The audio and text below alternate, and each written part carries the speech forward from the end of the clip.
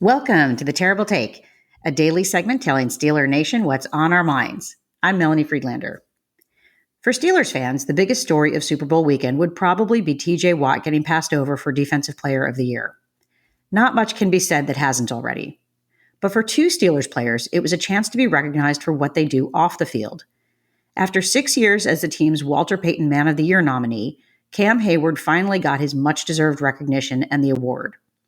Much less expected and equally impressive was his teammate Minkah Fitzpatrick, who was voted by his peers to win the Bart Starr Award at the Super Bowl breakfast yesterday morning. He was introduced by his head coach Mike Tomlin. Teammate Miles Killebrew and former teammate Robert Spillane were in attendance to support their friend. If you're not familiar with this award, you're not alone.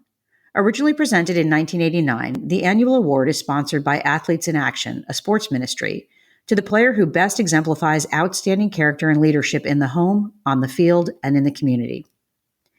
Minkah Fitzpatrick has been dominant on the field since he was a 5-star recruit in high school. From a fan's perspective, he seems to lead more by example. We rarely hear much from him other than limited comments during media availability. It was a fun departure from his normally reserved public persona when he joined Cam Hayward's Not Just Football podcast during training camp last year. Accepting the award, Minkah opened up more than we have ever seen, talking about the challenges of missing practices and games last year due to injury, and how his faith not only got him through a difficult time, but also taught him a great deal about himself and how to be a better man. It was a rare glimpse of the player in person that Mike Tomlin knows so well. I highly recommend checking out Minkah's full acceptance speech if you get a chance. In general, players show the outside world the parts of them they are willing to share.